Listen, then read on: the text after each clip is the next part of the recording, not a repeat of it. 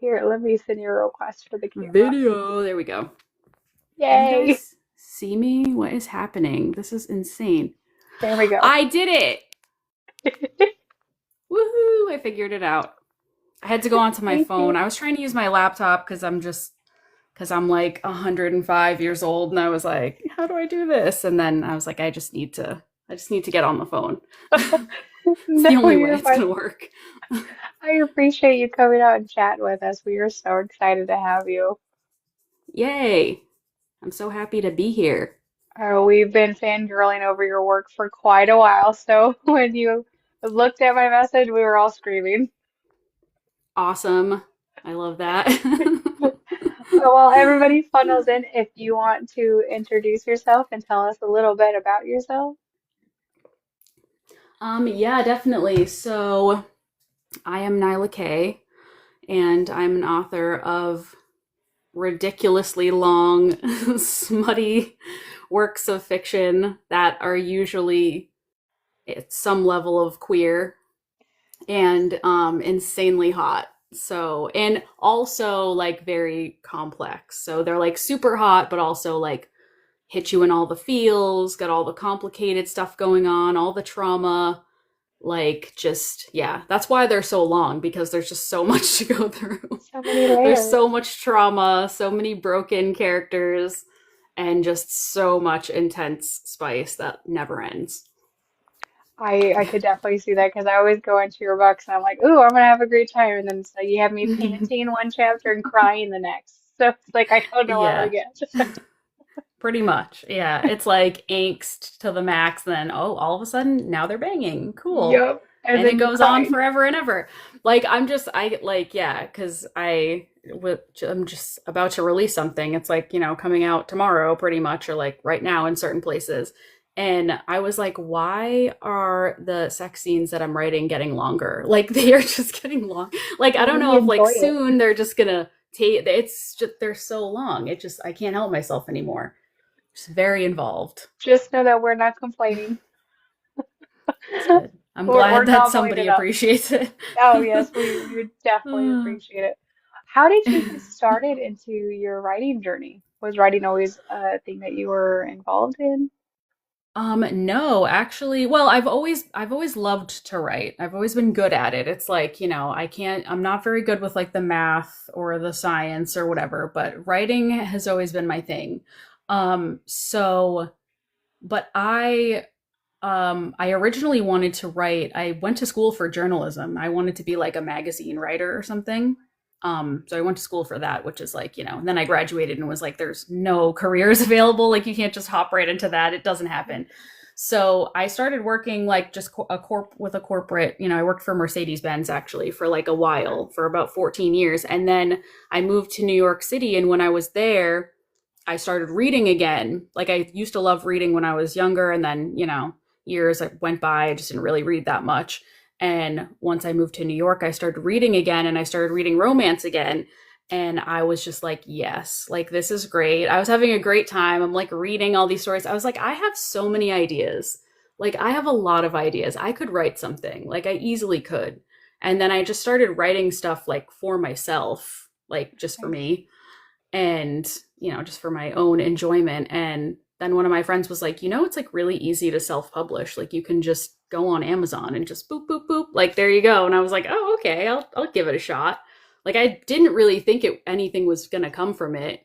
And then after, like, I did my first, because my first few books were MF, and then I got the idea for Push, and then Push was like the first like MM thing that I ever did, and that was like 5 years ago at this point. And then I got the idea for that, and I was just like, yeah, this is like, I'm just gonna keep doing this because this is just too fun to do anything else. Like, I have to keep doing this.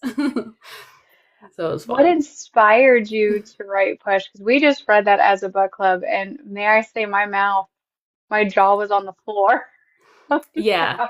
Yeah, I know. It was like a crazy one. I don't know really what inspired me to do. I think it just, like, I used to literally just sit like on the train on the way to work and just like think of like ideas. And one of them that came to me was just like, what if, like, this girl brings her like boyfriend home for like Thanksgiving weekend and he ends up having an affair with the dad. Like, what would that be like? What would that entail? And it was like, actually, when I first got the idea, I mean, like I didn't know anything about myself as really like a writer or an author at the time. So I was like, I'm going to make this like a short story. It's going to be a really short story and it's not going to be even romance. It's not going to have a happily ever after. Like it's just going to have like this devastating ending where like they have this affair, the marriage falls apart, everybody breaks up and goes off into their own like things, and then it's just going to end. And I was like, I don't know why I thought that like that was a good idea, but like as soon as I started writing it, there was no possible way that that was what was going to happen. Like I immediately loved the characters way too much. I was like, I can't do that to them. Like that's terrible. And then of course, like as I was writing, even that was when when Jess got involved as well. Like I didn't really plan that. It all kind of just started happening. I used to very much be like a hardcore pantser where I would just sit down and just write. Like I had no real Right. idea what I was going to do. It would just come out of me. I don't really do that as much anymore because now it's like, there's a lot going on. I have like concrete ideas now as opposed to just being like, I'm just going to write this crazy story. But that was like really how it happened. And it was cool. Like, I mean, you can kind of tell because it really just comes out of left field. It's like they're having this affair and then all of a sudden the mom's involved too. And all of a sudden, like they're figuring it out. Like it just kind of happens. But I like it. I had fun with it. I still love them. They're like my OG babies. Well, we read it as the book club, and I was like, okay, I can get down with this. And then like the whole motel thing, and like I sent all of book club a FaceTime, and I was like, Jessica. Yeah, right? I mean, she's like, I feel like, because I don't write a lot of MMF, I think I only have two MMF stories. But when I do write them, well, that one in particular was different, obviously, because she like doesn't even have any POVs in the book. Like she doesn't have Right. chapters until the very end, which is also why Pull is kind of cool. I don't know if you guys read Pull, like the continuation novella, but Hmm. like it's kind of cool because you get to see stuff from like her point of view again, which is nice. But like, it's like I always kind of have that I don't and I'm not inspired like myself is not my characters. Like I'm not my characters. But the only way that I am my characters is when there's a female and she like is totally fine with just sitting back and like letting the two guys do their thing because that would completely be me. That would be me Yeah. 100%. I'd be like, I don't care. I don't need to be involved. I will sit here. I will have a great time. Like, do whatever you want. Can I grab And that so, seat like, with that wine glass? right, like, I'll be over here. Just pretend I'm not here. Even if you need to, that's fine. I'll be over here. And so that's how they always like turn out. It's just like not caring at all. And it's like, oh, if you want to involve me, that's fine. But I don't need it's not a necessity. Right. No, I And Jess loved was her very like that. attitude. Yeah. I was like, you know Yeah. what, girl, that's the best approach. You could have been like, all right, like, can I watch? Mm-hmm. Exactly. She's very on board for everything, which is again, I think very much how I would be. I mean, it's like, it's there's like some hard times in that book because like Right, there is technically like infidelity and it's like pretty harsh like for a right. while there. Like even when I was writing it at first, this just goes to show how different I was like when I started. But when I was writing it at first, I just did not think about it at all. I was like, this is fiction. Who cares? Like who gives a crap? What happens? Right. It's not real. And then like maybe a couple of years ago or something. I think it was like last year or whenever the audio was coming out and like I was listening to like I was reading through it and listening to things and I was just like, "Oh my god. This cheating is so hard to read." Like like the part when they like have their like little blowout and stuff, like I was like, "Oh, geez, what was I doing? What was wrong with me? Like why did I think this was okay?" But it's like, still a good thing cuz I like stuff to be emotional and raw, Right. I thought it complicated. was realistic too because she had to like Mhm. deal with the emotions, but at the same time, she's like, at least it wasn't a woman. Yeah. Yeah, she's like, this is somehow better. I don't know how or why it's better, but it somehow is. Right. She was like, okay, like maybe I can get on board with this then. Yeah, I know. And I also like with the daughter, like with them just being like, it's like she'll deal with it. She'll be fine. Like it's fine. We're like not only are we screwing her ex, but now we're also in a relationship with him. Like she'll get over it. It'll be fine. I had forgotten about her because I was so wrapped up into like their love stories. When I got to the end, I was like, "Oh my God! Oh yeah, you're here. You're the whole Yeah, reason that this exactly. is taboo." Exactly. Like she just like everyone forgets about her. Except some people like when the book first came out, like there were some people asking for like her to get like her story. And I was just like Hmm. I don't like maybe she should get her. I think that's also why I wrote like her little situation into Pull because Pull Hmm. was originally just like a bunch of bonus scenes and stuff like that. And yeah, like I was like I need to make sure she gets like that she's happy and taken care of. And so she Right. is. Like I don't think she needs to get a full book, but she's fine. She got her like hot guy and now she's all right. There you go. She's okay. No, we actually, I know I discovered you with For the Fans, Mhm. and that book just blew me out of the water because, like you said, it was hot and spicy, but I was not expecting the depth of each character, especially like finding out backstories and why they were how they were. And I mean, you had me Yeah. crying and bawling at like the last 20% of that book. Yeah, it's very emotional in the end. I think like when you're reading it and you obviously don't know like, spoilers or anything like that, but you're Mhm. reading it and you get to I want to say it's maybe somewhere around like 70% or something and like they're happy and like in love and there's still Yeah. 30 more percent to go that you're kind of like I know that something is coming. I don't know Yeah. what it is, but I feel like this is going to be really bad because I don't know why like they're happy and there's still much more of the book to come. And it's like interesting because they're like, I mean, the whole time it very much like is playing into like them becoming very like not codependent on each other, but they really do depend on each other to a certain Yeah. extent. And then the whole thing kind of just has to unravel for it to work out in the end. And it's pretty rough, but yeah, Corvin King did a fantastic job. And that part in particular, I mean, he's just amazing, but he did such a good job on like the emotional Chiron parts. I was blown away. Oh yeah, those were hard because I like you said I got there and I was like, okay, like we should be hitting epilogue, and then like I looked down and I was like, Mhm. oh, Like something's she's not. happening. I was like, she's not done with us because the whole time reading it in the back of my mind, we never really found out what happened with like the dad and him and like why they Hmm. had such a strenuous relationship. So that was always in Yeah. the back of my mind.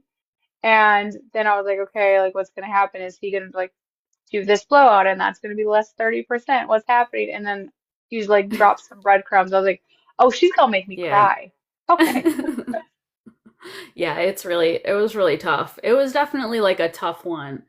And that was another one too, where it's like, I didn't really, that wasn't part of it. Like, that wasn't Mhm. supposed to be part of any of it. I mean, it's like all these things that you kind of like discover like about the characters like as you're going and stuff. It's really interesting.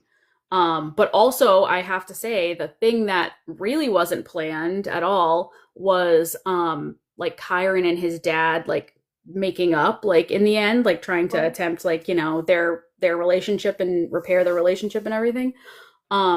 That wasn't like supposed to happen, but it just like felt so like right. Like it was like after they have their big like show at like Kyron has that showdown with his parents and he like tells them off and all this stuff and like then the dad comes and like apologizes to him and everything. It's just like it felt so good and I was like this really needs to happen. Like I feel like Yeah. Kyron needed that so bad. Like things would have felt very unresolved for me if he hadn't gotten that, so I'm glad that that just like randomly popped up out of nowhere. It was good. No, because once I found out the reason, I was like, oh, she better make him grovel or Mhm. be unalived. Like she gets two options and one of them needs to Mhm. happen. Yeah. Yeah, he definitely like had to work for it. But I was glad that I mean, yeah, Kyron's just he's just a baby. He's just such a darling. Like little grumpy boy. I He know. has every reason to be so grumpy and like so like upset. And so many people are just like when you start reading, like I've heard this so many times that people are like, I hated him so much in the like for the first half of the book until like you figured out what was going on. Right. And I'm like, yeah, exactly. Like that is exactly why he like is the way he is. He probably wouldn't have been that way if it wasn't for everything he'd been through, but Right. you know, but he made it out and he got his like perfect other half and they're perfect together. when we were first introduced to him and like you know how you build his character, I was like, oh, I can fix him. I was like, that's gonna be my boo. And then by Yeah, the end, I'm over here sobbing for him. I was like, see, all he needs is the hug. exactly. Well, All he I have a thing. I love broken characters and I love grumpy characters. I mean, I love the sunshine characters too, needs. but there's something about the grouches, man. They're like I love them so much. The brooding, grouchy, angry guys are just my absolute favorite. Because when you finally get them Oh, like to smile or laugh, it's like the biggest win. it is. It feels so it's so satisfying. Yes, I was like, that's my man as soon as we got there. And I kept like reading everybody. They're like, why is he so mean to him for no reason? I was like, I guarantee we're Hmm. gonna get it and we're gonna Yeah. love him. Hmm. Yeah, he really did like he he like gave it to Avi hard, man. I mean, he was like really just being not nice to him like for a very long time. And Avi is just like he's just so chill. He's like didn't really care. I mean, obviously it got to him, but Right. he was like, I'm just going to keep at this. I think eventually this could turn into something. I'm just going to Right. keep going. Very persistent. I loved his character too. And yeah, I mean, he had his own struggles as well. So I liked how you Hmm. included both of them and their character development. And I just like Yeah. how he had just like these little sweet moments and you made him feel safe enough to be like, okay, I can kind of peel back my layers a little bit and have like Yep. that comfort. And I was just like, yay, Yeah. he's squishy I inside. know. Yeah, that's like one of those things like because I'm thinking about the parents. Like it's I feel like I end up writing a lot of like really shitty parents in some of my books. So I'm glad that Avi's mom is like so awesome She was so that nice. I was like I sometimes you just need to write like good parents because like parents can't always be trash. Like they like have to sometimes be good. Like not every parent is a piece of shit. So I'm really glad that she was like such a great character and such a supportive person. And anytime I get to write good parents, I'm always like, okay, good. I'm not just like being like mean to all parents. Like all parents are No, awful. no, I really liked her because I love how he was like he was like coming out to her and she was like, okay. And he was like, do you Yeah, need a she's just minute? She was like, like, do you not remember so and so and so and so? Like, I'm yeah, she's cool. like, I'm fine. She's like, I don't know why you're treating me like I need to be like coddled through this. Like everything's cool. We're good. I was like, see, I knew I liked her. Hmm. Yeah. And you said your writing process was like you thinking of situations on the train. How were you writing that down? You said you weren't plotting it. How was that process early on? Yeah, so early on it was different. It was really different early on because I really would just everything was in my head. I think that probably is because it was early on. So when you're earlier on in your career and your writing and everything that you're doing, like everything is so fresh. Like if I get an idea, I'm sitting down, I'm starting writing that right away. I don't have anything else to do. I mean, I had a job, but it was like, like I would write at work. I would write, on the train even. Like I'd bring my little laptop on the train and it was just always like just going. Like I would just go and I didn't need to plot anything out because I was just writing it all. And like as time goes on, things definitely change. Like now I have a lot more like responsibilities. I have a lot more stuff going on and things that are always trying to steal my attention away from writing, which is the most frustrating thing in the entire world because as like most I don't know if all authors are like this, but for me, I just want to be writing. That's all I want to be doing all the Right. time. I don't care about anything else. But you have to be doing all these other things. Like you have to be doing like your marketing and your social media and running your website and running your this and that. And so now, because there's so many other things happening all the time, like my brain is just like a big chaos nightmare that like I have to write stuff down. I have to make like long, in depth, like outline things. They're probably still nowhere near as like organized as other people's processes. It's still pretty like, just like a couple sentences, like this is what happens here, then this character goes here, like just breaking it down. But I have to at least have that because otherwise I'll forget about stuff or things will slip away or like I won't be motivated enough to like get it done. So I think I've definitely crossed the threshold from like pantser into plotter, which I never thought would happen. But I think I still do sit down and just write and let the Mhm. characters and the story like take me wherever they need to go. But I have to have those outlines too Right. because it also keeps me in line because I'm an overwriter. As you can tell from the size of most of my books, like it's really hard for me to like keep myself in check.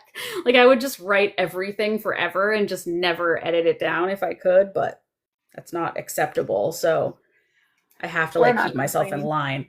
I'm And do like, if you you want to write see one book like at a time, or do you kind of hop I between? do. Yeah, Okay. I've never been able to work on multiple projects at a time until last year because last year I didn't release anything. I was like really in a hardcore burnout and I was having trouble like getting motivated and getting anything out and I'd go weeks and weeks without writing and it was like really terrible. So I was like maybe I should just pick up whatever is calling to me because I have a zillion and five ideas. So it's like just pick Right. up whatever at any given moment and just start writing it. So I think I started working on like three different things last year. I had three different like projects going at once. One of which is like halfway done already. And I stopped. Like I just lost the motivation for it. And that was when I dove into back into the Alabaster Penitentiary series. And I was like, I just gotta finish this. This is an ongoing series. Like, I have to finish this. But I do have like a few other things like open, I guess, right now. So I have to like now decide like what is going to come next or whatever out of all these things. And all the characters are equally demanding of attention and all the stories are equally exciting and cool. So it's a really hard decision because I can't work on more than one thing at a time. They Right. really like it needs attention and dedication and like, also because they're all very different. It's like Right.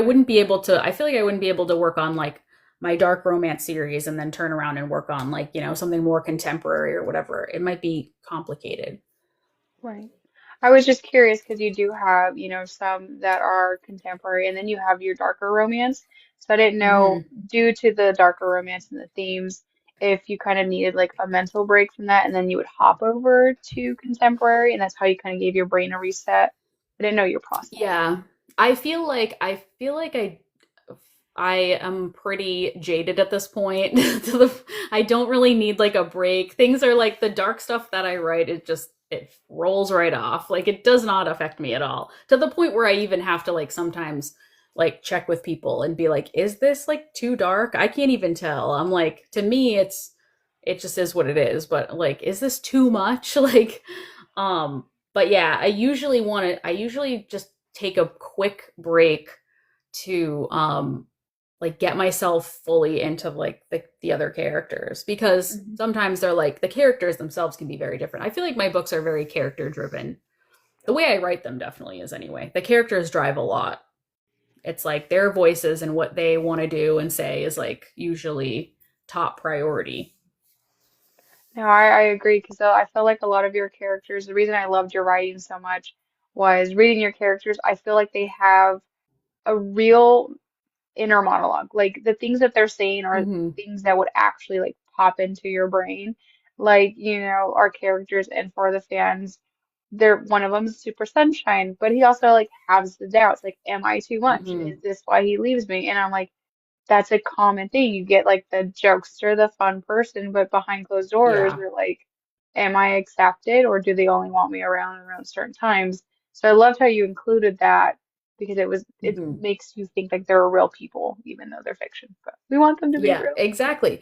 Exactly. I feel like that's a sweet spot. Like for me in particular, Mhm. and that's what I like when I'm reading stuff too, is I like for it to be fiction. Like it's Mhm. very like sensationalized and fictionalized. Like it's dramatic, more Mhm. dramatic than real life maybe in certain situations. But I like for the characters to feel real. Like the Mhm. characters to be 100% feeling like real people and dealing with like things that real people would deal with and the same kinds of real emotions that we all deal with. Like, so, even if the setting is somewhere that's completely a fictional place or, the stuff that's happening is like wild and crazy. Um, and a lot of times, like, things are, fictionalized in a way like, everybody's super hot and super in shape. And like, there's never an ugly person. Like, I was talking about this in the Alabaster Pen world because everyone's like, oh, the side character is wondering what they look. And I'm like, every character is attractive. There is not an ugly person. Even the most evil, awful person is still good looking because, like, this is fiction. Like, that's what I would want to see if I was watching some kind of movie or, like, TV show or something. Everyone's hot, even the bad guys. So, like, but then you've got, like, these characters that are flawed and, like, dealing with, complicated stuff that we can either relate to or we can empathize with. So, Mhm. yeah, I like to have that balance. And do you do any research when you go into their deeper issues that are kind of behind their mental health struggles? How do you get into that? Yeah, definitely. I do a lot of research. I feel like most of my research comes from either things that I've experienced in my own life through like my own struggles or the people around me, because I have a Mhm. lot of experience with certain things, certain personal life stuff, mental health stuff, addiction struggles, like all kinds of stuff that has given me a lot of like not even just my own experiences, but like from being part of certain things and like experiencing other people's stuff. Like I pay attention to a lot of stuff like that. But I also really like to do research into like I watch a lot of documentaries. I watch a lot of like, movies about certain things and like I read a lot of books about like, mental health, like addiction struggles and just like trauma and stuff like that. Mhm. I feel like it's really important to know and understand things like that. Mhm. But yeah, especially when it comes to like the trauma and whatnot. Yeah, yeah, it's pretty good. It's very I've got a healthy index of information sitting in my brain at this point that I'm just like I got to get it out somehow. It's probably good that I'm an author because I don't know what else I would do with all of this.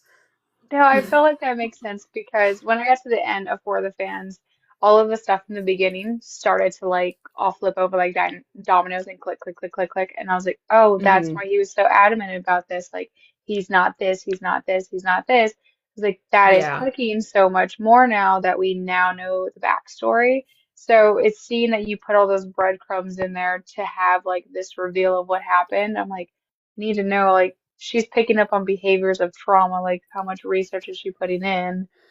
Yeah, exactly. Yeah, it's a lot. It's definitely a lot that goes into it. And it can be Mhm. like really tough too because it's like especially if it's something that I personally haven't been through, but Right. like say that's something that I have experienced like, by knowing someone, who's had such issues and stuff and having spoken with those people or whatever it is, like, you know, you want to like do that justice. You want to make sure that you're like accurately representing things and representing the way people feel and also like making sure because it can be really tough but it's like that's the point, like the Yeah. point is that it's hard, like it's Mhm. not if it was just going to be like oh well this is something I went through but I'm fine, like everything's good, that just wouldn't be realistic, and I think anyone who's been through any kind of trauma will agree where it's like you have to feel that stuff, you have to feel Mhm. that negativity and that yuckiness and the anger or whatever it is, like the defensiveness and stuff, that because that's what goes into it, like that's part of it, and so the characters like feeling that and experiencing that and then having to overcome it is like it's very satisfying. It's definitely Mhm. very satisfying in the end for them to like get past that stuff. And not that anyone ever really gets past it because you Right. still live with that stuff. But I think that that's why I like to put like, some solid stuff going on in the epilogue, like the last chapter or so. I like to give them time to like marinate with whatever has happened. Cool. I don't really like to have like them get together and then the book just ends because it's like I want everyone to know that like they're okay now. You know what I mean? Right. Like they're doing good. Like Kyron's happy. Like he's in therapy. Like he's having a good time. Like it's just like it's good to know that they're doing all right. He's getting the hugs that he needs. I love that you Exactly. included like his sister too, because how she kind of carried that guilt of being the older Mhm. sister. And, the one time she didn't go is when it happens, and the one time she's not there, Yeah. because you have that survivor's guilt. And I love that Mhm. you put that there because the whole time she's carrying that. And for her to kind of have her moment in the chapters of the healing process, I felt was very important Mhm. too. Yeah, it really was. That's definitely one of those things where it's like, yeah, like people aren't perfect. Like this is Yeah. gonna be something. Like she wishes that she could have been around. And more importantly, like that she like had to leave and like get away. Like that was Yeah. kind of one of those things where I was like, you could tell like Kyron didn't really wanna like he wasn't gonna hate her for it, but he Right. probably definitely did feel like sort of abandoned. Like Yeah. what am I going to do? Like my dad hates me. I hate him. Like this is a bad situation. There's now the only person who was my rock is kind of gone. Yeah. But that's one of those things that like happens in real life, Yeah. where people are just like I can't.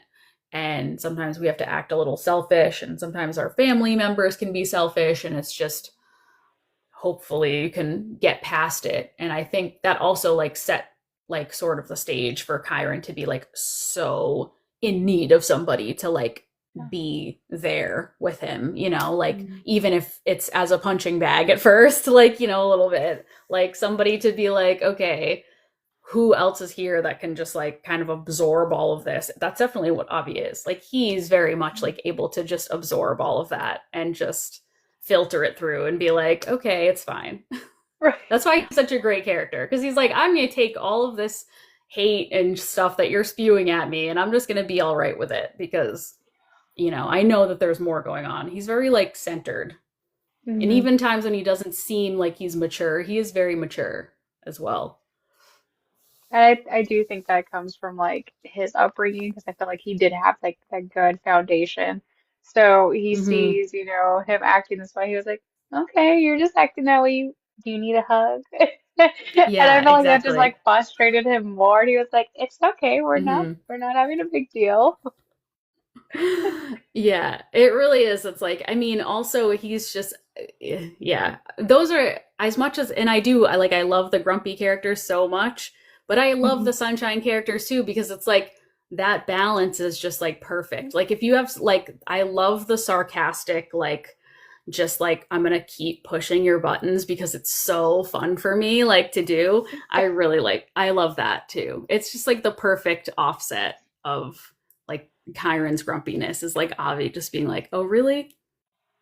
Yeah, let's see. Let's see how angry I can make you." Right. Oh, I love that. And then I loved how he kept calling him baby and then like he'd be like, stop calling me that. And he's like, okay, baby. I was like, you're just like Yeah. really digging that in there. He's like, "Oh, okay. You shouldn't have said that it pisses you off so much because now I'm going to keep doing it." What inspired Uh, you for that story? Because I felt like that was a very unique story. yeah, so oh my goodness, that was an exciting one because so I actually got that idea because I stumbled upon, and I don't know if you guys have seen my inspiration for Avi, which is this guy named Alejo. He is a beautiful Colombian man who has an OnlyFans. And he was not only like my physical inspiration for Avi, because I feel like this is more or less exactly how Avi would look, but he is also kind of like the inspiration for the whole thing because so I have a Discord for my Patreon and he would like post clips like on Twitter of like clips from his OnlyFans videos and stuff. And we were just all going off one day about like how hot he is and like how insane, like this is just the hottest thing ever. And there was this one, I remember this one video he did where he like is wearing a backwards cap and he's like with like this guy and they're making the video and everything. And I just was like, "Oh my God, I need to write a story about like a dude who wears a backwards cap who like has OnlyFans." Like I just have to do that. And then I was like, would it be even better if like they, the person he's doing the OnlyFans with, like they hate each other and like they're doing it reluctantly, because they need to for some reason. Like that's just it's something I'd never done before. I'd never done sort of like almost like a fake dating in a way type thing. Like it's Mm. not really fake dating, but it's like faking it, like sort of for the money, Right. um, allegedly type thing. And but like he was this like we I just got this idea out of nowhere, like from watching his like content. I was just like, this guy is so hot, I need to write a book about this. I need this to be like something that happens. There's absolutely no way that I can even. And it was like I had other things to do too, and everything just stopped. I was like, this is taking over my life. I'm now dedicating everything to this. I had the idea right up for the title right away. For the fans, it came out immediately. Before I even had anything else, I was like, and it's going to be, I was like ranting and raving to my partner. We're like walking down the street and I was like, and it's going to be called For the Fans because like it's only fans and they're going to say it all the time. They're going to like keep saying For the Fans over and over again. They're just going to like keep saying it. It's going to be so great. And he was like, are like, really? Like, that's not going to be annoying? And I'm like, no, because it's for the fans. They're doing it for the fans. Like they're going to keep saying it. I was like so pumped. And it didn't even like come in that they were going to be stepbrothers until like a little bit later, where I was just like coming up with this idea for these like, dudes, and maybe they're rivals, maybe they're this. I knew right away that they were going to definitely be opposites because I had this idea also about the same time, the idea for Avi to be the mascot of the football team, because I was like, that's great. Not only is he like a nerd and he's not a sports player and he's like, whatever, but he also is like the mascot, like dancing on the sidelines, like pissing Kyron off, like to no end, like by just being there. Like, it's just like great. It's perfect. Like, that's going to be perfect. He's just going to be so annoying to him all the time. And then meanwhile, they have to like sneak back later and like make their OnlyFans content, like while they're just like enraged and like, all this tension, and it's going to be perfect. And then after the fact, I was kind of like, stepbrothers. I was like, yes, that's how they know each other. That's how they hate each other. Like reluctant stepbrothers. It's perfect. And yeah, it all fell in together. Like, like you were saying before, like dominoes. It was just like, boop, boop, boop. This is great. Like it's happening. And it was Oh like yes. one of the easiest writing experiences I've ever had. Not like in terms of like they gave me grief. It was another one of those things where I didn't feel connected to the story until like halfway through. And then once I hit halfway and I was reading, I was like, oh my God, this is so good. I was like, I can't believe I thought that this was bad. The whole time I'm sitting here like, this is crap. And then like, I'm like, after maybe 80,000 words or something, because that's half for me, I was like, this is so good. It's working. I was like, it's working. But it was like, I was so regimented with like my schedule. I would wake up every morning and I would get into the office at 8 a.m. and I would start writing until like 3. Like it was like a schedule. It just worked. And I have not had that since. That was in 2023. That was the beginning of 2023. So unfortunately nothing else has been that easy since then. I miss it. Yes, I agree. The banter between them was killing me. Like just how Mm-hmm. much he was pissing him off throughout the whole book. It's like he's trying to focus on the game, and then you see him moonwalking on the side. And it's so funny too because probably nobody else would care, but because of how irritated Kyron is by Avi, he just has to like extra notice everything that Avi does, and he Yep. can't like possibly ignore it. It's like, this is driving me insane. Oh my Oh, gosh. And great. I'd be like so teary-eyed when he's like trying to focus on the game and then you just see like in the corner of his eye. And I'm like, I can only imagine like he's trying to focus, he's like just growling, getting all mad. And everybody's like, what are you mad about the mascot? He's just dancing. Yeah. He's like, what are you doing here? Like, why are you here? Like, please go away. And Avi's just like, no, like I'm here. I'm the mascot. Which is like the biggest smile on his face. Yeah, speaking of, I have a Baldwin the Eagle right Oh here. my God. I love that. My Patreon sent this to me. It's like literally from Boston College. That's so BC fun. Eagle. The Eagle's real name, what? Oh yeah, his name is Baldwin. Isn't that his name? I think that's where I got the name from, right? I think so. Yeah, his name really is Baldwin. I remember I looked it up because I like decided, I don't know why. Sometimes I'm just like, I don't usually make things like up, like sports teams Hmm. and like locations and stuff. Like I like to use real places. I don't know if that's good or bad. But I was like, I'm going to write this about BC. It's going to be about Boston College because I'm from Boston. And I was like, this is going to be fun. It's going to be set like, in my own neck of the woods. It's going to be really cool. And then I was like, which college am I going to like? I'm picking like which college is it going to be? It's going to be Boston College because one of my friends, my best friend in the entire world, actually was or used to, I don't think he still does, coach the cheerleading team for BC. So I was like, oh, this is like really cool. Like now I have a connection. I'm like looking up, do they have a mascot? Oh, it's an eagle. And his name is, that's perfect. Perfect that it's an eagle. That's like exactly what I wanted. Like it wouldn't have been this, it wouldn't have hit the same if it was like a beaver or something. Like I feel like I'm really glad that it was Baldwin the eagle. No, I love that I loved how his teammates started to like him and like their group started to mesh and he was like, this can't be happening to me right now. Yeah. He's like, there's no way. But it's cute. Like I don't I feel like I'm unable to write any sort of story that doesn't end up with like some kind of like found family vibes in it. I really like that. It's very satisfying when like, all the friends get together and they're all just like ribbing on each other and stuff. Like it's fun. No, I love those characters. How was it hearing your work in audio form? How was that process? That's crazy. I actually never listened to audiobooks until I want to say whenever my first audiobook came out, which was Distorted, the first book in the Alabaster Pen series. That was the first audiobook I ever had. So when that one came out, I think it was in 2022, I want to say, but I had never listened to audio before then. Because I used to feel really like awkward about it. Like it just seemed like I was like, ugh, like I would always cringe and stuff like, oh, I don't know. There's something weird about it. But I like forced myself to listen to it because I somehow got through like the entire like processes of like getting the audiobook done without listening to more than like 2 seconds of like the beginning of each chapter. I was like, this is not acceptable. I don't know what's going on in this book. There could be, wrong things. There could be like all kinds of stuff happening. And I didn't even listen to the thing for like months after it came out. And then I finally forced myself to listen to it and I became obsessed. And then I would just like listen to every single one of my audiobooks. And now I listen to them all the time. It's like my comfort thing at this point. Like I listen to other stuff obviously, but like for my own, like if I'm just stressed or whatever, I just pop on one of my audiobooks and just like let it lull me to sleep. It's very weird. But yeah, so it was weird at first. It's always kind of weird initially, but then like by the time For the Fans came out, especially by the time the For the Fans audio was coming out, I was like pretty like, okay, I'm gonna listen to this. Like this is gonna be great. And I would usually save it for like if I had some kind of driving trip coming up or something.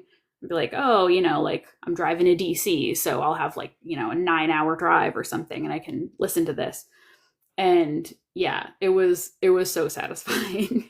It was so satisfying. I immediately was in love, of course, with Corbin because his voice is fantastic and it's just insanely hot, and he just does a great job.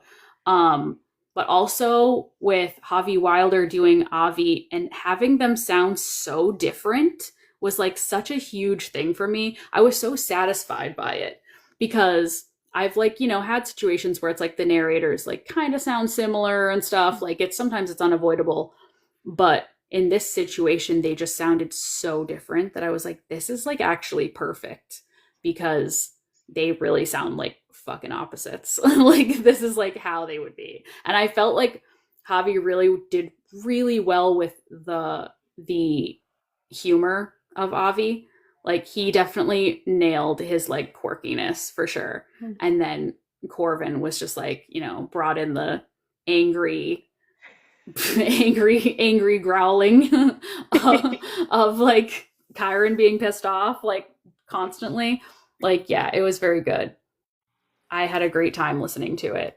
And yeah, it's like audio is one of those things. I'm fascinated by it. I'm fascinated by narrators. I'm fascinated by like the process of making audiobooks. Like because I can't fathom like being able to act. So like Mhm. not only just reading something, but like acting it, like voice acting it out, like with your voice. Like it's so crazy. So yeah, I always like look at narrators like they're like celebrities or something. So I'm like, I don't know how you do this. It's amazing. No, because I was reading it first, and then when book club we all found out that Corbin King was doing it, we're like, okay, well we need the audio. And when I listened to when it switched to his point of view, I was like, oh my God, that's exactly what he sounded like in my head. Because it's just like Avi's like just this ball of Mm-hmm. sunshine and like this super Yep. cool, fun guy, and then you have just like this grouch. Yeah. And Like I was this like, total, that like fits he's perfect. so pissed off. Like from his first chapter, Kyron is just pissed off. Like he is just irate about everything. And you're just like, this is perfect. But then that makes it so much better the times when he like has to let go of his control, which it turns out he really likes doing, much to his surprise and maybe other people. But like he is able to just like let go of that control and then just like it just flows so well. It's really good. Yeah, Corvin did another audiobook of mine, which is Double Edged, which is my banned book. So it's only available on my website because it's super taboo. But he did that one and he killed it. And I just love him. I think he's so talented. I can't wait to work with him again soon, hopefully. Yay. And I know you said you had another book coming out. Do you have any other books in the works? Oh my goodness, yeah. So the book that's coming out tomorrow slash tonight, in a few hours, is from the Alabaster Pen series. So that's my dark romance series, and it's a crazy, crazy ride. So it's 6 books in total. This one is book 5 that's coming out now, and so I already have book 6 like set to release in March. I already know Mhm. that that's happening. I have like the release date set. In between that, I do have something else that I've been working on. It's one of the things I was working on last year. It's a thing that I got like halfway through and then stopped, which was ridiculous. But like I can't stop thinking about them. Basically, it's a new series that I wanted to start. So what I want to do is finish the Alabaster Pen series and get that done because I don't like making people wait like such long amounts of time. And like I feel bad about that. So I'm like, it'll be the 5 year anniversary of the first book coming out is when the last one will come out. And I'm like, 5 years is a long time, but we're going to wrap this thing up. And so I want to start another series. So I'm going to start another series and it's going to be like another, like interconnected standalones, different characters, like type of thing. And I Mhm. can't say too much about it right now, but all I can say is that like if you love For the Fans, you're absolutely going to love this. It's not the same, it's not the same type of situation, but it's that sort of vibe and it's going to be like very fun. Um so much fun. Like I've been obsessed with this idea for like almost like what 2 years now, probably close to 2 years now. I've been thinking about this, and so I can't wait to finally like get into it. But the other things that I was working on that I kept like working on and stopping was spin-offs of For the Fans. So yeah, For the Fans was never supposed to be like a series, but Mhm. I did fall in love with all of the side characters. So I think that I'm definitely going to do, well, I know I'm going to because I already started working on it, but I'm doing like spin off books of like the other characters. So like Theo and Goody. And then probably I'll end up doing another Chiron and Avi book because I have an idea for something like a Chiron and Avi, like, 2.0 or whatever it is, like next book of theirs. That's like a continuation, sort of, but like other drama. So it has Mhm. to be after the other, because so Theo's book has to come first. And then I have this idea for Goody's book that like I've been just, oh my God, I've been dying to do this, dying to do it. And it's perfect for him.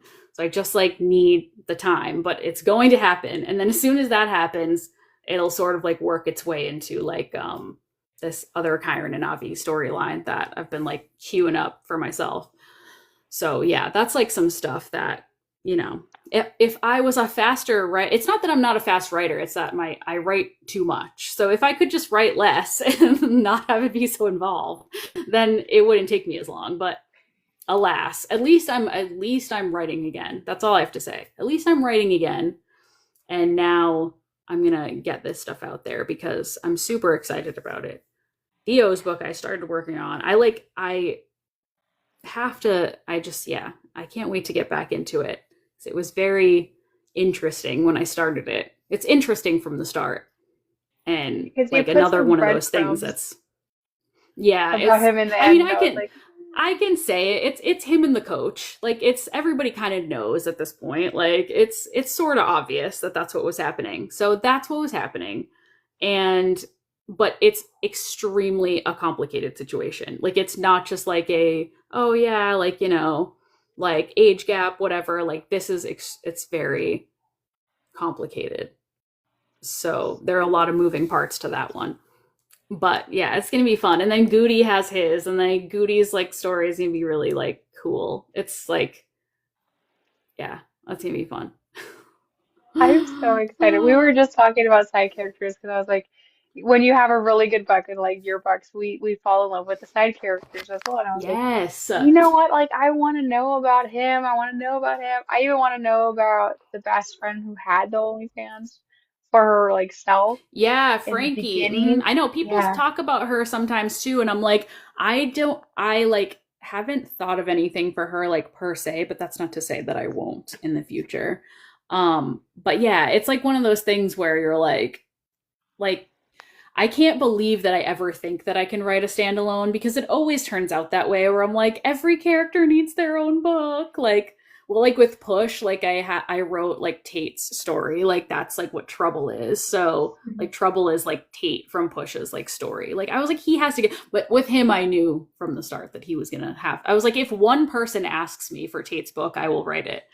Because I was like that obsessed. He was like such a great character. Like he didn't need to even be a part of like the book as much as he was in Push, but like I just loved him so much that I couldn't possibly not like include him in everything. So that was very Oh, now satisfying. we're gonna have to go read the one because I was infatuated with Tate too. I was like, huh. Yeah, like he's one of those like between of like the two sides of like, kind of the Nyla characters between like the grumpies and the sunshines. Like Mhm. Tate is definitely one of those like sunshines that is just like unapologetic, like doesn't give a fuck, like here to push everybody's buttons, to be the pot stirrer, like, and he loves it and he's very good at it. So, yeah, Oh, it's I'm good. so It's fun excited. times. Yeah, that's what we were all talking about because after we finished For the Fans, I feel like we all read it at least 2 to 3 times already because we're Yeah, kind of obsessed. And then that we makes sense. found Push and Pull, and I read the synopsis, and I usually don't read the synopsis. And when I read it, Yeah. I was like, man, Mm-hmm. Like it's like, oh, okay, so we're doing that. right? And then I got to Yeah, like the it's pretty last fun. sentence, and I was like, I was like, Mm-hmm. okay, I'm intrigued.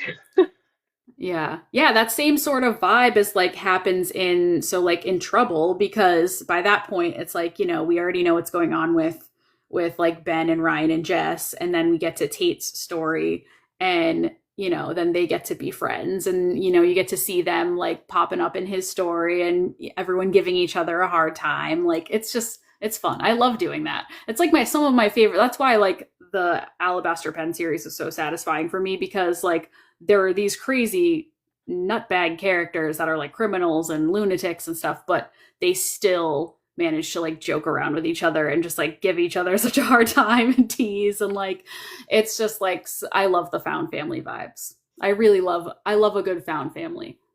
It's really fun. And have you ever considered doing a why choose? Because I know you didn't like polyamorous and Um limited runs. yeah, I've never really thought about doing a why choose. Mhm. Well, I feel like I definitely love polyamorous books. So as long Mhm. as it's like the type of thing where, it's focuses on like the polyamory aspect where everybody is together, then I would definitely be down for I'm always down for more of that and for more characters. Like, hey, if it needs to be like an MMMMMMF or MMFF or something like whatever like as long as they all interact with each other because that's like the part that is the most fun about that stuff is like bringing everyone together. Mhm. um I love doing that. It does get complicated with like the relationship dynamics, but that's like also part of the fun about writing MMF or MMM because I've done both of those is experimenting with like the jealousy and stuff like the stuff that's like Yeah. so human. Like if you're going to be in a relationship with two different people, obviously it's going to be complicated. Like there's going to Right. be like jealousy and people feeling left out and like I Mhm. feel like that really like we go into that a lot in Push because those characters had no clue that they were ever going to do anything like that, so they're completely caught off guard by like these feelings. And so especially for Ben, like he's, Ben's a bad guy. Like he's the one who's like who's always way too jealous and like way too like toxic and like, Yeah. possessive and stuff. And poor Ryan's just like obsessed and like along for the ride. But it's like true because like that's how like certain people would behave in that Yeah. situation. Like I feel like that would be me. I'd be like the one who would be like, yeah, this is a great idea until something comes up and then I feel all Right. jealous and now I don't know what's going on. So yeah, I like playing with that a lot. I like the messiness of it all. So yeah, maybe I'll do some more. I have ideas for other ones too. I was actually planning an MFF Oh, I was before just gonna I ask if got you were gonna do a distracted. sapphic romance or not. Yeah, I had this plan for this MFF that, oh man, it just got pushed aside. Just like so many other things. This was years ago at this point too. And I like have this notebook where all my ideas are written and it's just like the ones that I was so excited about. And I was like, okay, this is next. Like I'm doing this. After this is finished, then I'm gonna do that. And then all these other things just like pop up and they're always like fighting for like who's the most aggressive in my head, like who's gonna get the most attention. All right. But yeah, I can't wait to do that too. I have like a really good idea for that one. I think that's technically a spin-off too. It's like a side character from another book. I feel like it's Ooh. exciting. Yeah. So we'll see. I just need more. I need more of me. I need to clone myself so that I can like write more books. I'm like stuck We dealing would with agree my with two that. stupid hands. Like, yeah, I can't. I don't need more. And is there any genre you haven't written in that you want to dive into in the future? Oh man.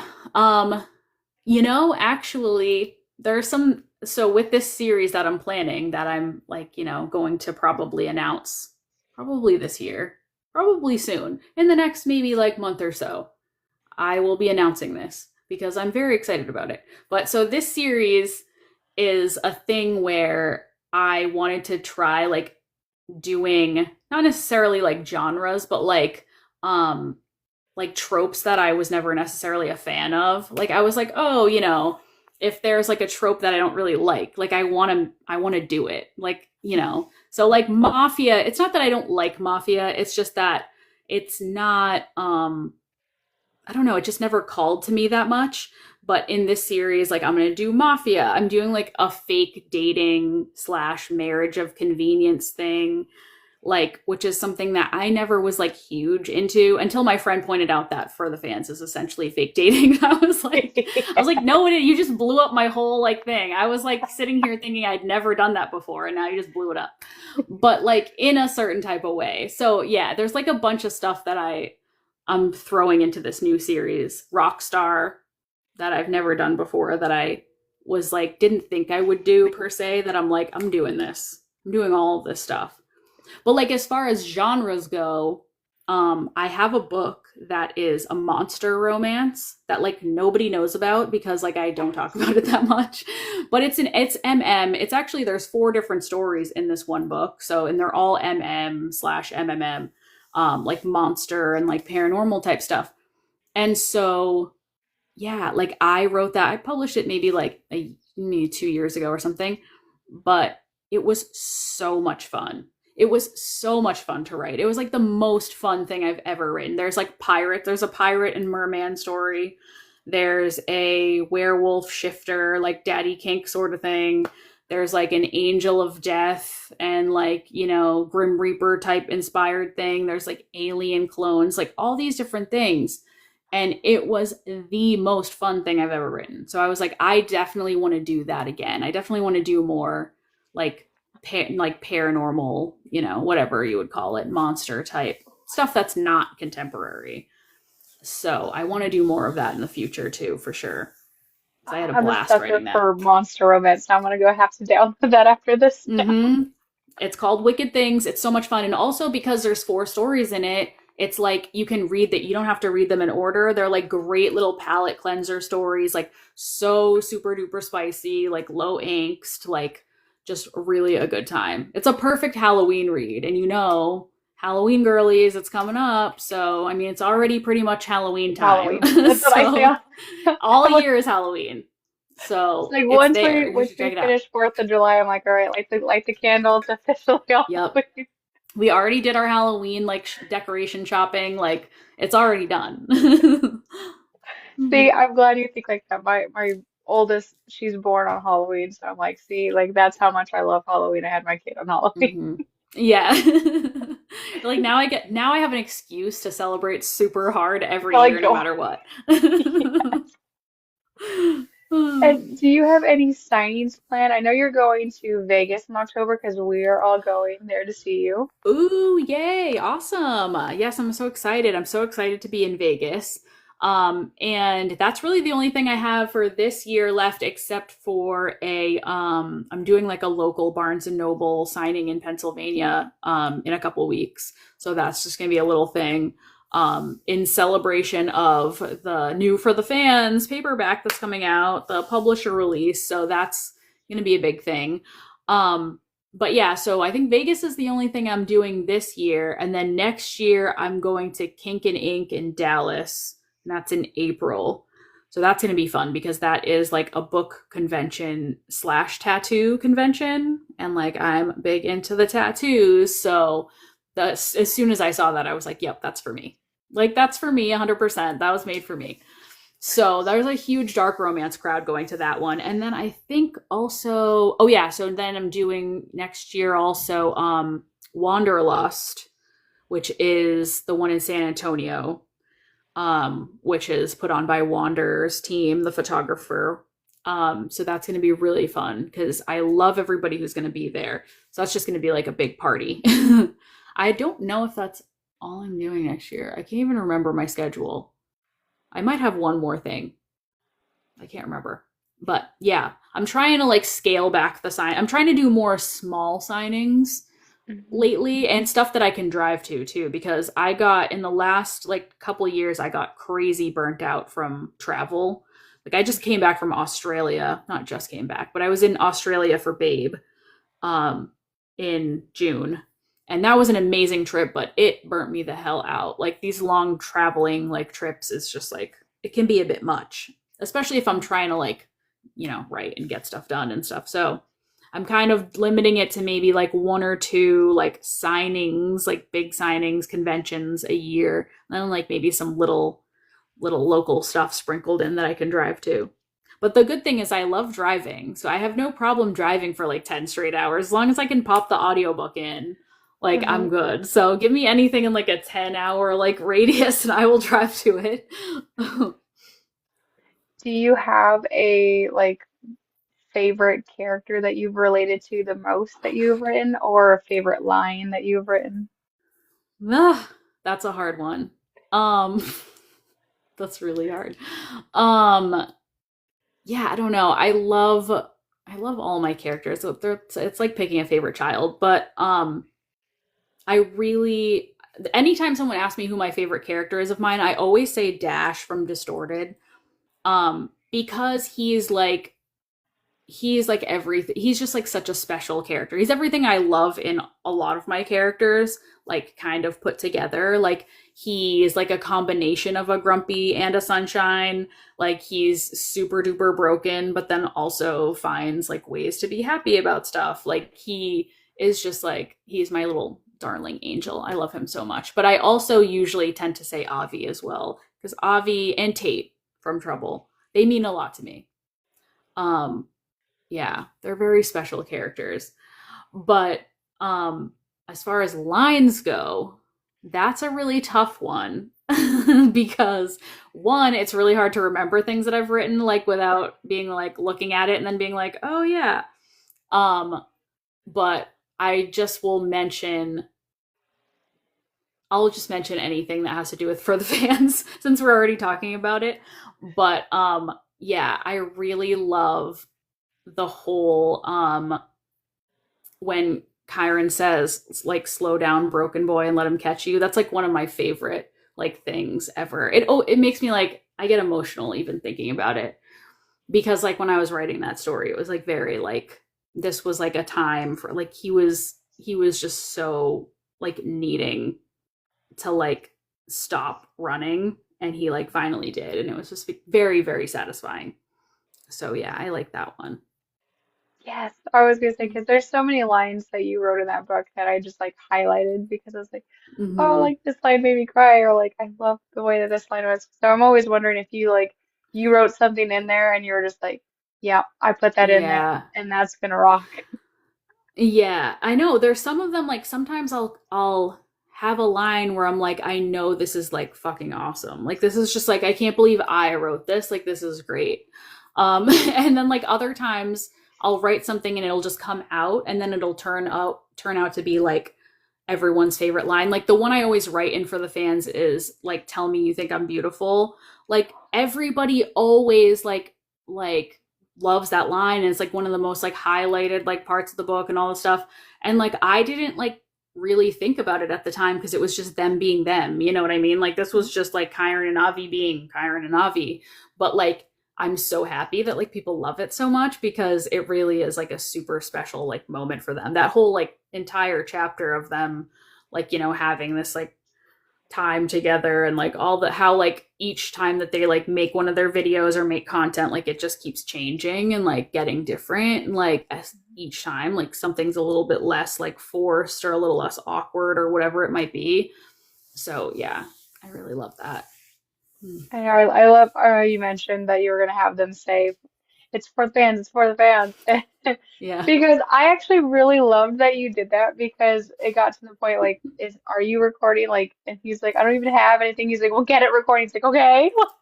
Yeah, exactly. I know. Yeah, that was so with that one, with that book, that was very, it was super important to me from the start, because I love like incorporating the title of the book into the book. Like it's one of my favorite moments. Like in movies and stuff, when you see it, you're always like, oh, like it's just like so Yes. cool. And so I always will find like at least one or two places to slip the title of the books in there. But like in this case, I was so amped about like this like title being for the fans, and like, you know, it's all for the fans. Like it just made so much sense. And so I was like, they have to just say it like all the time. Like I just had this as soon as I came up with the idea, and I was like raving to my partner about it. I was like, yeah, and like that's going to be their thing that they say when they're like, it's for the fans, right? Like for the fans, like not even just like for their fans, but like as them referring to OnlyFans as like the fans, you know what I mean? So like, yeah, I think that that was like so fun. And I was like, I went almost aggressive with it. Like I had them saying it so many times that it was just like after a while it became kind of like a joke, where it's like if this was a drinking game, like you would be trashed because they say it so often. But it's like great. It's I love it. I had so much fun with it. Well, see, now that gives us a drinking game for Vegas. How many times does Yeah, she put for the fans? exactly. Every time, yeah, you have to either put on some of the audio or like whatever it is, and anytime they say for the fan, anytime they say fans, because if you do the word fans, it's constant. I think I like actually looked it up one time, and it was like hundreds and hundreds of times. I forget the number, but it was a lot. They No, say it a lot. no, and it goes- I also love how you included the comments because some of them were just outraged. Yeah, that was amazing. So that was so much fun. I had no idea how cool that was going to be, but we did that in my Facebook group, where I like made a post and I was like, "Hey, like guys, just spam me with whatever crazy like comments you can think of, like as if you're like a random thirst trap like on somebody's OnlyFans. Like just like give me like the crazy shit that you have. Like you weird usernames, like comments, anything you've got." And it was like it's still in my group, it's still pinned like in my group. It was so much fun. And like of course I couldn't use everything, but I picked like really like the best ones. I tried to use as many as I could, and it was such a blast. And then of course like people got to like see their things inside the book, and like that's really fun. um yeah, that was like such a cute thing. And like also hearing the narrators read them had me dying. Because I like didn't it didn't like click that they were gonna do that. I didn't know that they were like gonna read them. And so then when they're like reading out these ridiculous usernames and comments, I was like dying. I'm Because I like, think oh one of them was yeah. like Big Daddy something, and I was crying. I was like, Yeah. no. Yeah, it's like, will you step on me? Like, like cream my corn or whatever the hell. They're just Yes. all the Oh, most, what was yeah. I? It's One of like, them are was maybe you my into favorite. the one of the early ones, are you into agriculture because you're raising my dick or something like that? It was just like so funny. So- I think there was like a tunnel reference. And it was like, if my tunnel needs something. I was crying. I was like, how it did was such she a good come time. up with the Yeah, that was not me. That was all the crazy minds of readers in my reader group. And actually a few authors too participated. So it I was a love really a that. good time. It was They really, were really fun. authentic. I appreciate it. It was. It's like legit, and it was even to the point where like because they were all so like perverse and stuff, and I was like, okay, but once we get to the later chapters, I need something sweet. Like I need some Right. sweet ones, and then I need some ones that seem like like a little angsty, like maybe they just shut down the OnlyFans account and people are Mhm. sad and they're missing them or something. I was like, so can you guys give me like not only perverted shit, but also like a couple like little sweet ones? It was like Throw in hard there. wading through because every most of it was just like pure ridiculous filth. I love that because I mean that was probably like one of my favorite things in early on too was just reading all the comments because I felt like they kept getting more and more crazy Yeah. like Oh the yeah, further the videos went on. like cream pie. I remember cream pie dream pie was one of them. That's one I remember. And then something about I just remember Corbin's voice saying something about like peach pie hole. Like I was just like, oh my god, I don't know what's happening, but this is amazing. I know that reading at the beginning of the chapter, like I would have to always like make sure when I was coming to the end of the chapter be sitting down. So I was like, this is where she's gonna hit me with the comments. It was so crazy. It's so much fun. I love it. No, I absolutely loved your writing. We had such a blast diving into your work, so we were so glad that you were able to chat with us and find out the human behind the amazing arc. And I wanted Yes. to Oh my ask if it's goodness. okay if I invite the rest of the book club in here, see if they have any other questions for you. Oh yeah, totally. I would love to. This is awesome. I'm having so much fun, and thank you guys for inviting me here. We're all gonna fangirl. It's Mm. the amount of FaceTimes that we had regarding your books was amazing. That's awesome. I love that. Oh my God. And I haven't done one of these like book club discussion things in a while, so I'm loving this. I think it was just so funny how we all reacted to Pool. Hi. Hi. It Hi everyone. Hi. was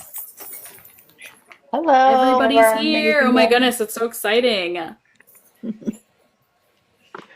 Yay. The time we get to see you before we see you in I know. Vegas. Yeah, I was Yes. ready to turn Yes. back around. I only Oh my pre-ordered three goodness. books. That's all. I only pre-ordered three. Just three. Just three. Yeah, three that are like the size of like weapons. So I hope I'm you're gonna bringing need a an cart extra with you. suitcase. Right? We're all Extra gonna need extra suitcase just for suitcase. you. Oh. Sorry, I'm packing for a trip. Sorry. Here I am. Oh yeah, I have my alien shirt on too for Avi. So because Avi Oh, loves aliens. I noticed your tattoo Yes, yeah. And also, this is for Avi too. I can't like aim my and freaking arm in the right direction, but your little alien on your hand. I noticed that one. yeah, this one's for Avi. Actually, this one I got actually a matching tattoo with one of my best friends who lives in California, who's also my PA. We got these Hey, matching California! alien tattoos. Woohoo! But this one I got for Avi because I don't know if you can see it, but there's a little black cat inside the spaceship. oh, So it's a robin. So there's Robin inside the UFO, the rainbow shooting UFO. I Oh. was like, yeah, that's for Avi and Robin. oh, R.I.P. for Robin. I Yeah, love how Robin is Robin actually can. my real life cat. So that's another amazing. That's what another thing that's amazing about that book is that I got to write my kitty into the book, and it was like just shortly before she passed away. So it was like I got to memorialize her forever in the book. So now Robin lives on through for the fans. It's Oh, great. I'm glad. I know we were Robin. reading uh Pool and Push and Pull, and Jen was over here sending me screenshots of her reaction, her face reaction. Just. You I lied that we were just going back and I forth. usually have a pretty good poker face and I can usually read anything anywhere. And so I'm a teacher and I'm setting up my room. So I have my headphones on and I'm like, I can't do this at work. I can't, I'm not, I can't. And I really No. had a hard time with push because I was like, okay, I have to stop. And then the anxiety of waiting for the angst had me like Yes. Yeah. I want to keep going, but I also don't. Hmm. It took me a really Oh long my time God. to get to it because it was very stressful, wonderful It read. is. It is a stressful. It's a stressful book. It's very like it definitely is. The way I describe that book usually is like obviously angsty, Mhm. like stress inducing, like complexities of messiness, and also it's over the top. It is pretty over the top at Yeah, times with the level of like craziness that they're enduring and doing to each other. yeah. And I'm like, And something but bad's yeah, gonna it's a fun happen. one. How bad will it be? How bad will the bad Mhm. be? Will I be able to handle it? And then I was ahead of Christina, so last night I'm like in the Youngblood movie, and my phone is like blowing up, and Christina's like, Jessica! And I'm like, no. I'm like, I'm in a movie. I'll text you later. You're like, what And happened? Christina like sent me a picture of like the mid toothbrush, like, what is happening? And I'm like, let me get to this movie and I'll text you back. It was so I worth it. love I that loved feeling. it. I love that feeling though. Like that's when it, like that anxiety of like, when you are reading something and you have to like put it down to like go and like live your life or whatever and you're like so annoyed and like jittering to get back to it. Like I Yeah, just love that feeling. It's one of those like bad feelings that's like awesome. yeah. So good. That's exactly it. It was, oh my gosh, it was so good. I'm I know like in those a gasps that stock my husband room. kept hearing from me trying to like to get ready at night. Because I'm always trying to wash my face, and the whole time I'm like, they did what? And he's like, are Yeah. you okay? I'm like, shh. Like this isn't about you. Just it's Uh, okay. and Stop. and This isn't about I you. I I listened to it on audio, and so I picked up my friend for the Mhm. movie, and we went into the, Five Below to get candy for the movie, and we come out, and the book started playing, and I was like, "I'm so sorry, I'm so sorry, I'm so sorry, I'm so sorry." And she's like, "It's okay." She's like, "I I don't care." love And she's like, that. what's the book about?" And I told her, she's like, I'm gonna, I think I'm gonna try that one," and I'm like, "Okay." Hmm. You should. I'm like, "All Yeah. right, you Should. really should." New And fan. then Hmm. it was I loved it, and I love For the Fan. Thank Yeah, I work you. in a stock room and I have my headphones on. Hmm. And there's like two girls that I work closely with, and I'm just sitting there, and all of a sudden I'm like, jaw on the floor, and they're like, "Are you okay?" They're like, "What's the face? Like, what is this face that Yeah, you're they're like, making all of a are sudden?" you okay? What's going on?" They're And like, "I'm fine." they read a lot of dark romance too, so I've definitely, it's like if you Oh want to my know, goodness. you got to read it yourself. Yeah. Yeah, I think I did that to my. I think it was actually, it might have been, I think maybe it was push. It was either push or pull when I was listening to the audio and I would like listen to it while I was like cooking dinner or something with my headphones on. And like my partner was there, was like talking on the phone to like somebody. And I was just like, I was like laughing and like just like shaking my head and just like fanning myself. And he's like, "What is wrong with you?" And I'm like, "You have no idea what's going on in here right now." I'm like, "This is fucking crazy." And he's like, "Oh, don't mind Nyla. She's just listening to smut again. She's listening to another sex scene." And I'm like, pretty much. Yeah, Because there's a lot of them. there's a lot Sometimes of I them. just Right. fast forward to them just to listen to the sex scenes. It's Like I exactly have what my happens in this favorites. household too. He's always Ooh, like, now "What's we need going Like to know on?" what your favorites are. the favorite audio sex scenes. So I have ones that I default to. Usually it's um in For the Fans, it'll be the like looks like we found our bottom scene with Kyron. So that's one of them that I always listen Yes. to. And then Yes. also Nice. the and the whole Christmas like experience of them being back home from like the ass eating to the shower, like just straight through the whole thing. Just listen to that all the time, constantly. I love Bossy And Jessica. Yes. Yeah, Oh, I like that too. And then I think I actually like the ones in Pull. Pull is great. Yes, I like the ones I in listened to Pull. the scene of Ben and Ryan in the like in that sunroom or whatever at the Pride party. I listen to that all the time. And then Double Edged. I don't know if you guys will listen to Double Edged, but it's duet. So and it's Corvin. So it's Corvin and it's Done. duet. Done. I'm gonna have And to look it up now. What's it it's called again? it's called Double Edged. Double It's Edged. on my website. It's like Okay. extremely so you have to be okay with extreme taboo. But to be honest with you, As long as I'm they're just not gonna say related. this. They are related. Okay. Never mind. So this and so that's that's either going to be someone's thing or it's not, and that's totally fine. But the only thing I'll say about it is that this book is not just like a random schmincest book for the sake of it. It is extremely like emotional and heartfelt, and like it's just so deep and so involved. So like I just have to say that all the time because I'm like I don't just like write whatever. Like I don't just like, oh yeah, I'm just gonna write a bunch of incest. Like, no, that's not what this is. It's like very complex. But also the audio is freaking amazing. So obviously it's banned because, why wouldn't it be? Because that makes sense. Oh, But the twins. yeah, it's the Okay, twin one. okay, So okay. and Corvin voices the twins, and he does an amazing job. It's just like incredible. Like he's so talented.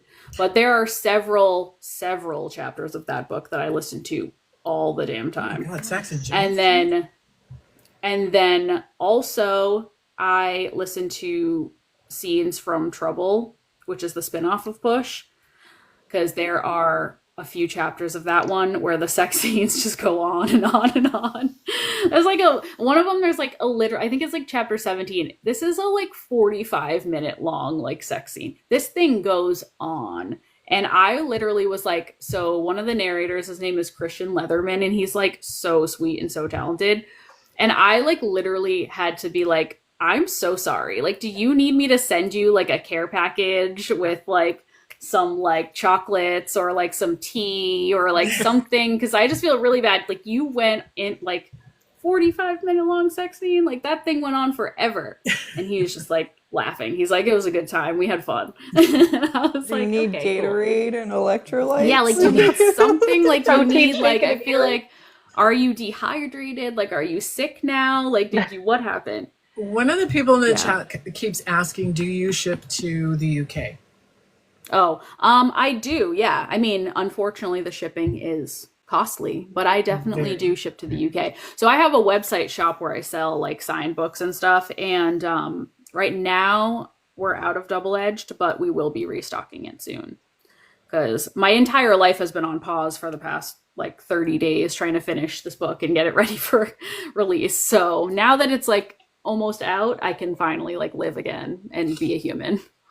Is your pre-order for Vegas still open? It is, yeah. I extended it. It was going to close on September 1st, but I extended it to the 15th of September because Okay. I just was like, why not? Now I need push and pull. 100%. 200%. Definitely. Wait, I know. didn't I you think already, Wendy? I think you already got me for the fans. Yeah, you.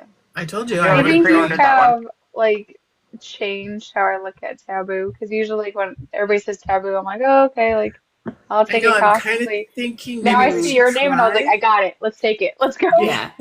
Maybe we should Yeah. try Double Edge for Book of the Week. Maybe. Honestly, I'm gonna tell you straight up. Like I know I've heard it from a lot of people that have said like this is not my usual thing. I don't go after books like this, but this book is like a different situation. It's like, it's of course it's Nyla K length, so it's like, whatever, 450, 500 pages, something like that.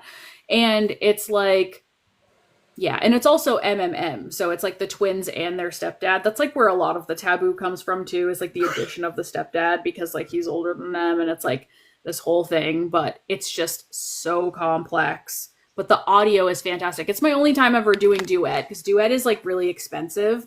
But with this one, because I was like, self-producing it and stuff because it wasn't going to be able to be on Audible or anything, I was like, you know what? Let's do it. Like, let's go hard on this. Like, let's do duet. we're gonna make it's actually full cast too, because there's a female narrator who narrates like their mom and like all the Full female cast. parts.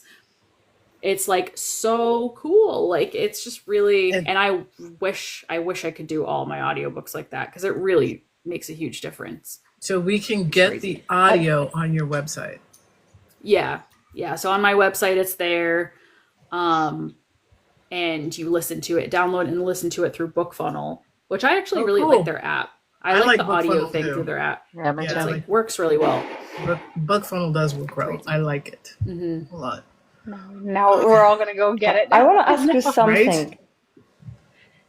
Oh, I'm getting I ready love to so leave till much for the Sunday. fan. So. It's really amazing, and Yay. I'm halfway through Push. I didn't finish it Mm-hmm. yet, to be honest, but I really need to ask this. Do you have a thing for Boston? Because the first one, all this happened to Boston, and the second, and for Push, when Ryan left, he went to Boston. Yeah, so I'm Boston. actually from Boston. I am from Boston. Well, I'm from I Massachusetts. I live outside of Boston. I grew up outside of Boston, but I went to school in Boston, and I lived in Malden, in the same place where Avi lives, coincidentally, before they move in with Kyron so and his dad. So yeah, it's so that's like where I'm from. that's why you all those details about the Yep, places, and yeah, yep. I, That's I why kind of figured it out. Yeah, that's why Ryan ended up going to Suffolk. That's where I went. I went to Suffolk University. So Ryan went to Suffolk University. Like, so I don't like put a lot of like, I don't like base my characters on myself, but I love putting like little tiny like things, like sprinkling stuff in there. And usually it It has to do with was either awesome. like movies that I love, places I've been or I'm from, like whatever. Like Kyron and Avi's favorite movies and bands and music are my favorite movies and bands and music. Like that's just how that works. But Where did you go yeah, to it was school fun. in Boston? Where did you go to school in Boston? So I went to Suffolk Oh, University. Suffolk. Um, yeah, so Suffolk University, it's right in downtown Boston, in the heart of Boston. And when I went there, I went for print journalism, which makes no sense because it's like a law school. Like people go there for law, and I went for like a communications degree that I don't even use. So that was smart. But yeah, it's right there. And then also, so they lived in Malden, and then Kyron and his dad lived in Somerville, Cambridge line, and that's like my best friend in the entire world lives there, and we like used to rip and roar Huh? those neighborhoods when we were like in our early 20s and stuff. Like a lot of good memories. So it was so much fun putting all of that into this book and just being like, yeah, Boston, yeah, Boston. One My of best friend our is from Mashpee. Mm-hmm. Yep, But, North Shore. Yeah, yeah. my brother went to Berkeley School of Music, and Cool. so one of our best vacations was a week in Boston. We had like the best Yeah. time. My husband's a huge Boston Red Sox fan, so Yep, huge Red Sox fan, yeah. Is Tara obvious here? No, Patriots she's fan. not.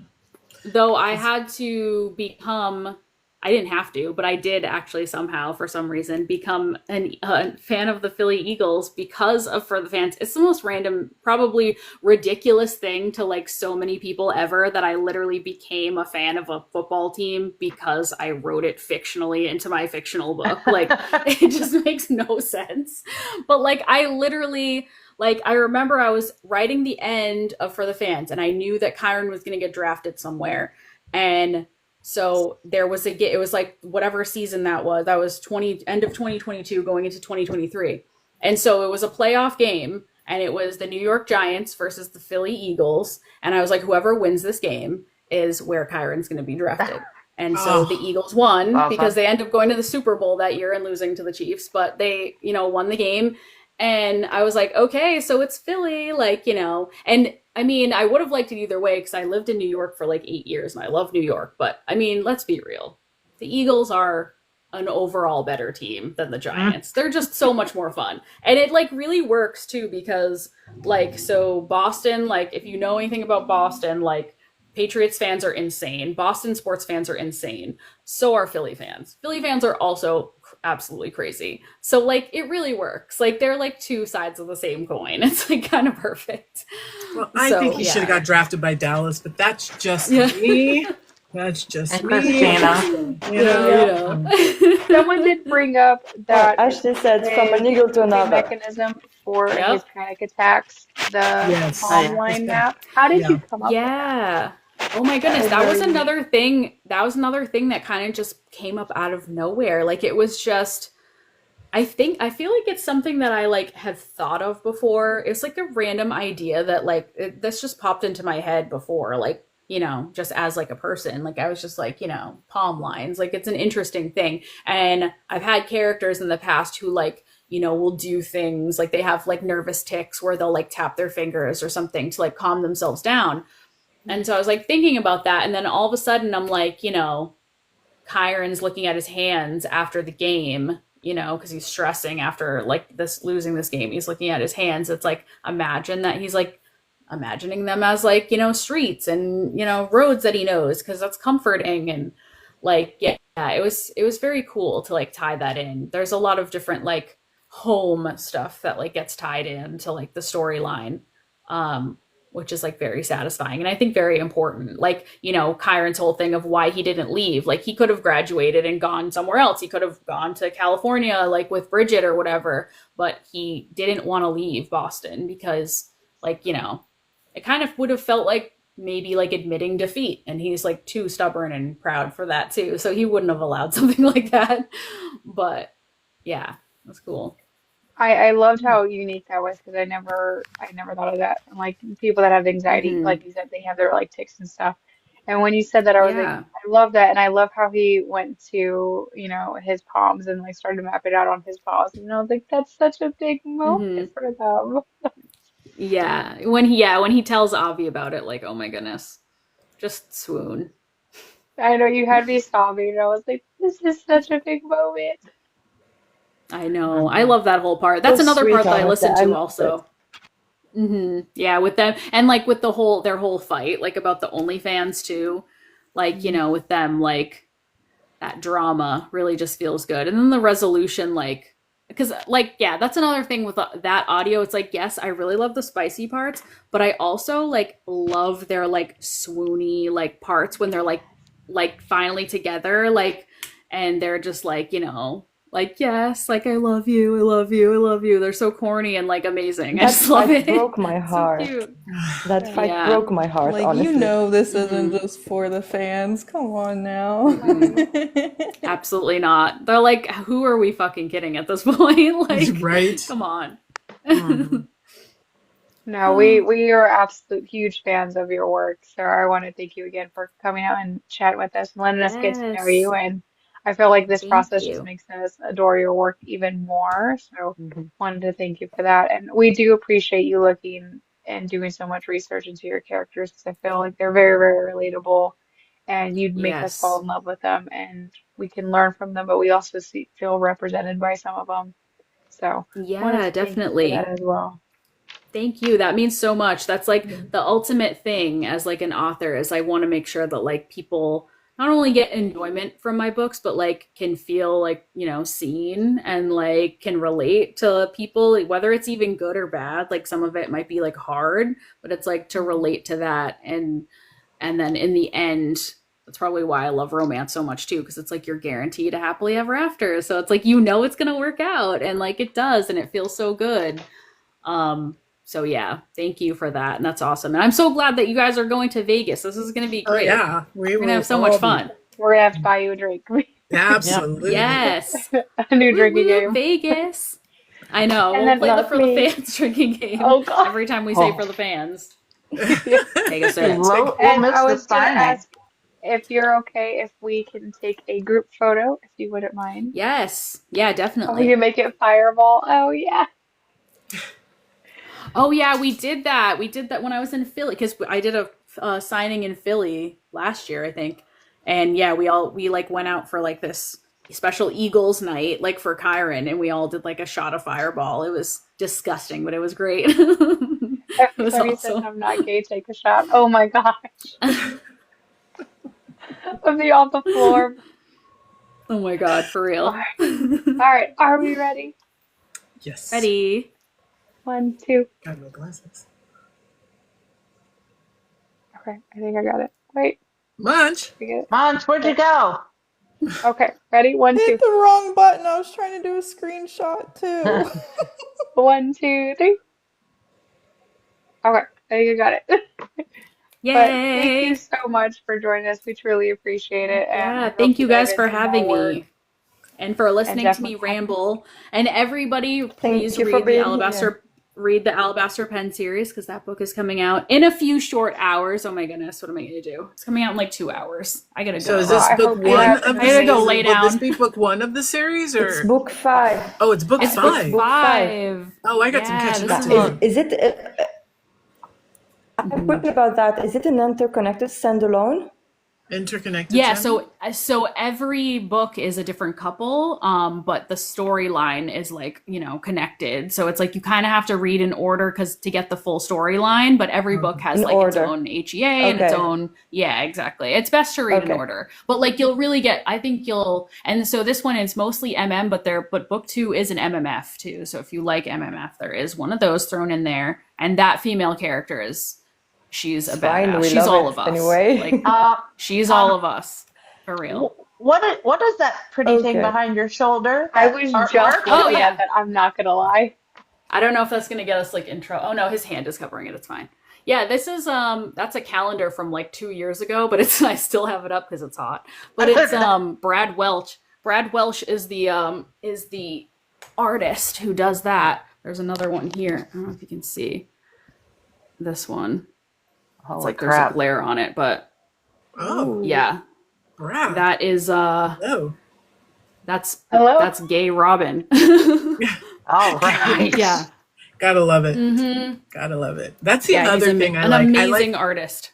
I like that you do a Brad lot of Welsh. poly. You do a lot of polyam. I love that part. That you don't get a lot of Yes. that, and I love it. Thank you for doing I that. would love to do, I will definitely be doing more. Good. 100%. Awesome. Yay. That is But thank awesome. you so much for joining us. We 100% cannot wait to dive into more books Yeah. of yours Thank you and guys for potentially have you having back me when we and finally do Double Edge. Hmm. yes. Oh my goodness. Yeah, you have to let me know how that turns out. I'm I in. hope you have an amazing release day and it goes off Yay. perfectly and you get a Yes. banner off the bat manifesting it. Yes. Thank you. And Thank you as I so said to much, post, I guys. will repost it. Yep. Yay. But Thank thank you you so so much much. and Thank we you Awesome. so can't wait much. to dive more into your book. Yeah, thank you guys. Thank you. Have a great night. Thank Love you. you. Bye. Good Bye. night. Bye. Good night. Aw. Oh.